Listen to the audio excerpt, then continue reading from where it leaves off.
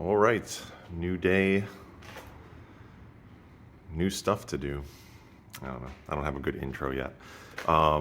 Anyway, back with the Audi. So, just gonna keep kind of banging away at this. I'll kind of walk you through some tasks I came up with, and then we'll just kind of see how the day pans out.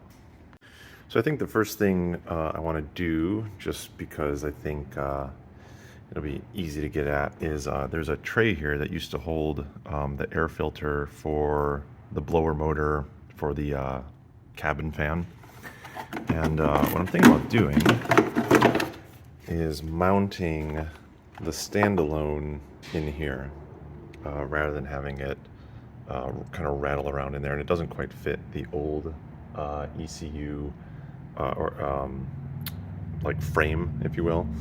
So what I'm thinking about doing is just mounting the Max in here, which is kind of a perfect fit for those little ears to mount it to. There were two more ears on this side, but I shaved those off because originally I just had it slotted into the old ECU bracket. But I mean, it was pretty tight in there and probably okay, but why not just get it like mounted down on something? And then I can run the harness. So the OEM harness kind of terminates here, but there's a kind of piggyback, I guess, set of wires. This came with the MaxxECU. So two ends will go to the Max, and then the other ends go to the OEM connectors, and we should be all good. Also, what I did is there was a rubber seal in that hole, so I popped that out and then used a stepper drill to make it a little bit bigger.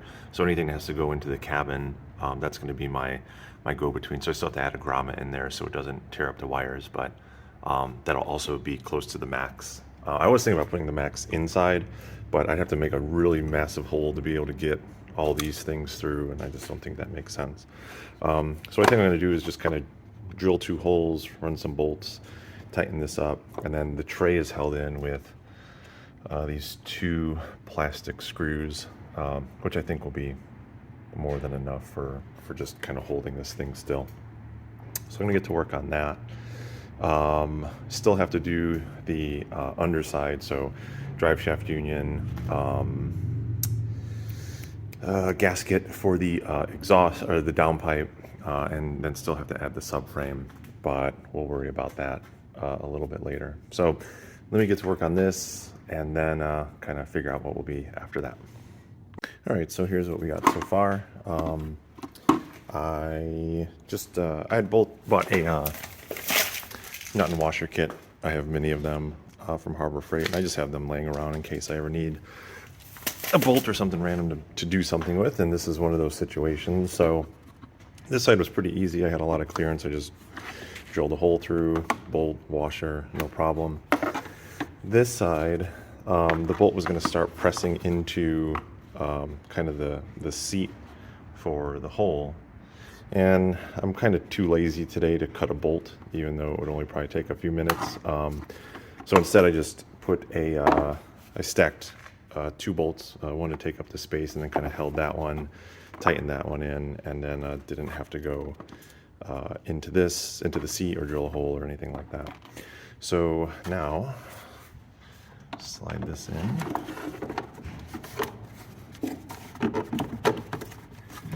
And that seats up pretty good. So I'll put the two screws in, maybe even do the wiring harness in there just to make sure it clears everything, and then good to go. So I'll be back after that. All right, so I started getting this mocked up, got the MaxxECU in.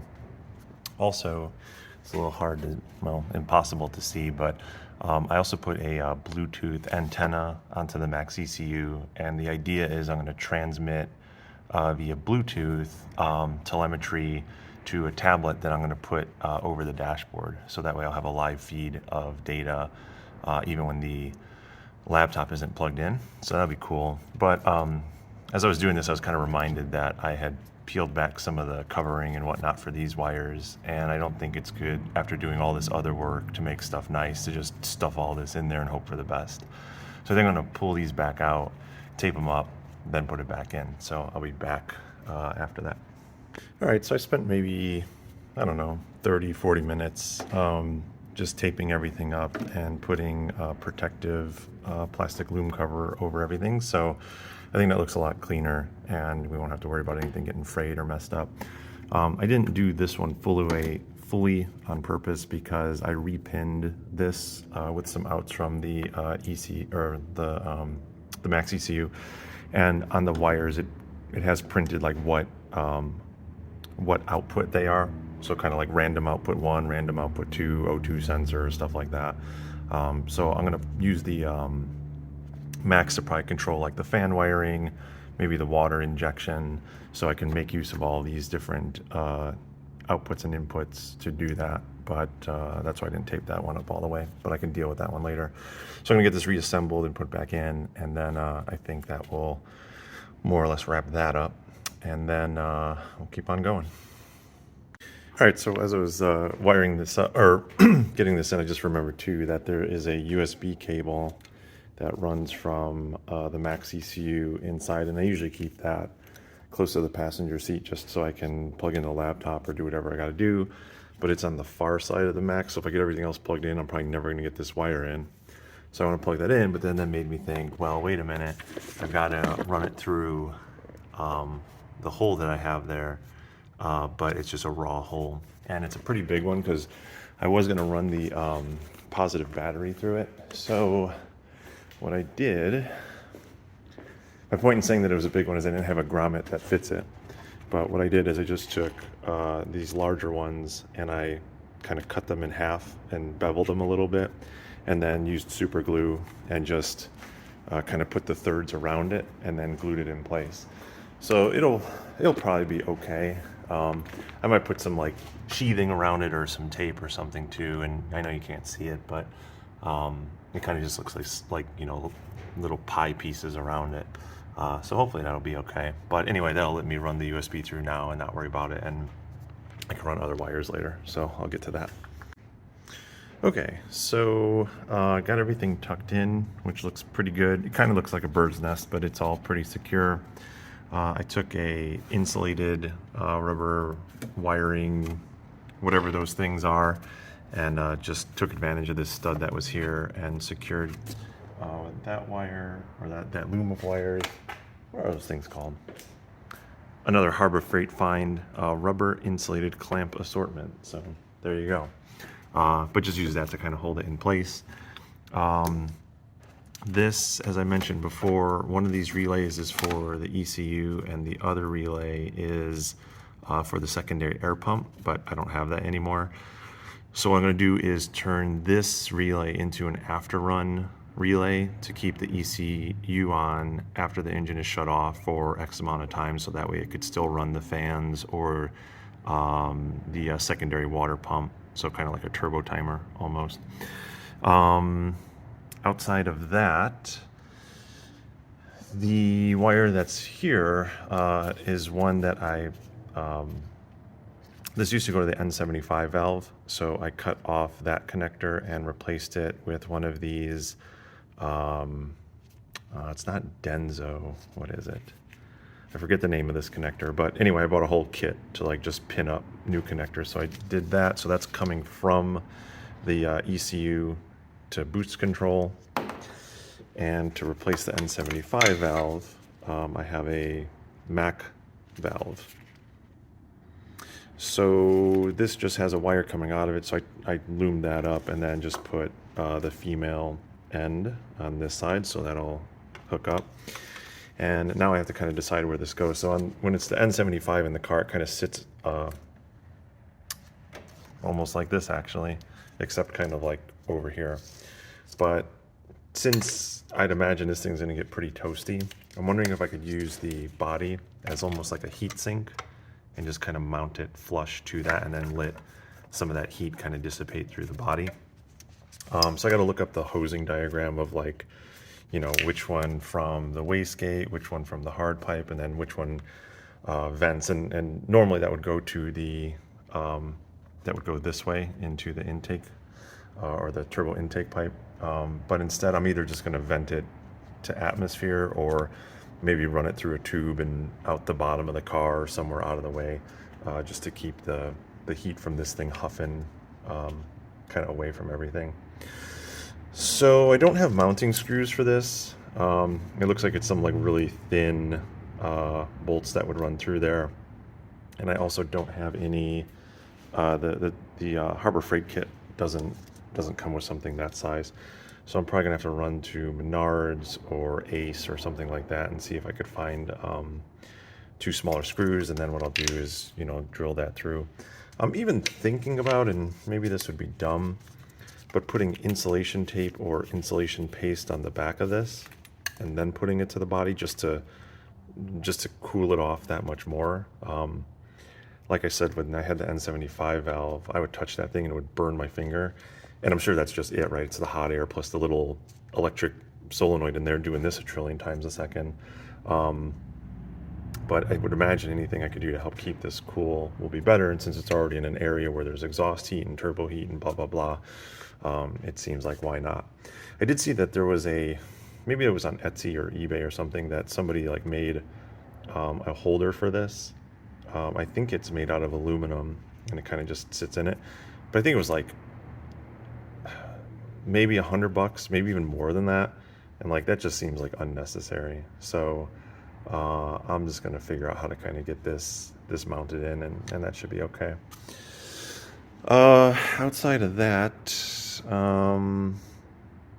don't think. Oh, I took the O2 sensor and just kind of ran this up and stuffed it back here and kind of in between these two grommets and into the MaxxECU and plug that in. So that's all set.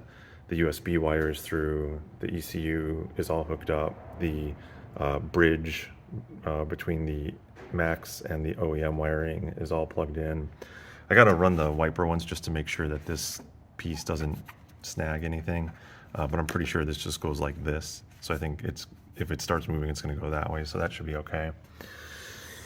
And I think those are the things so far. So I'll just kind of keep plucking away at this. Maybe I'll kind of look at the hosing diagram for this, figure out what orientation is best to mount it, and then maybe I'll go grab some screws or something. So that's that. All right. Unfortunately, my garage neighbors came through and they were playing some music and hanging out. So I didn't want to try to record this while they were kind of doing their thing. So I'll just kind of voice over this part. But as you can see, there's two solenoids for the water injection. One solenoid is the pathway to the post intercooler injector, and the other solenoid is the pathway for the post throttle plate water injector. So I kind of had this wiring a little bit janky when I first set it up, but what I wanted to do was just redo the grounds. So I put those, I crimped in some eyelets, put shrink tube, and got those bolted in with a fresh bolt. I took the two positive leads and put that into a new connector, and I'll run those into the car. Inside the car, there is I forget the model number, but it's a snow water injection kind of, it looks like a boost gauge that controls the functionality and decides when to turn these two solenoids on. So I'll be able to run those wires in. And my intention is to put these solenoids into a relay and then have the MaxxECU activate that relay. So that way, or I might do it to the motor. I'm not exactly sure yet. But the intent will be that if it's cool outside or the intake temperatures are cool, I'm not going to have the water injection fire, which the snow controller inside the car isn't aware of, but the Max is. And so if the temperature gets over X, then I could start to introduce the water injection. And then if I tie that in with a little hysteresis in the MaxxECU, that will mean that it'll spray on, it'll cool. And if that goes down like 1 or 2 degrees, it won't turn on, turn off, turn on, turn off, turn on, turn off. I could have it where it like kicks on and then it'll take 5 or 6 or 7 degrees for it to reactivate. So I'm hoping that will work better. Because what I noticed last year is when I would have it just be on, Or the way I should say it is I had to fiddle around with it a lot because some days it didn't need it and other days it does or it did. So I was kind of always like goofing around with the controller, and I'd rather just leave the controller alone and let the Max decide if this should fire. And the other good thing about that is I can tie that into a separate VE table in the Max. So when the signal to turn on the snow water injection is on, I can also change the fuel map, which again, I couldn't do with the snow system. It's just its own like kind of closed loop system. So that should be pretty good. So I was happy to get these wires set up, and I'll run those into the cabin and then kind of figure out how I want all that controlling to work. But that was it for the day. So look forward to seeing you in the next one.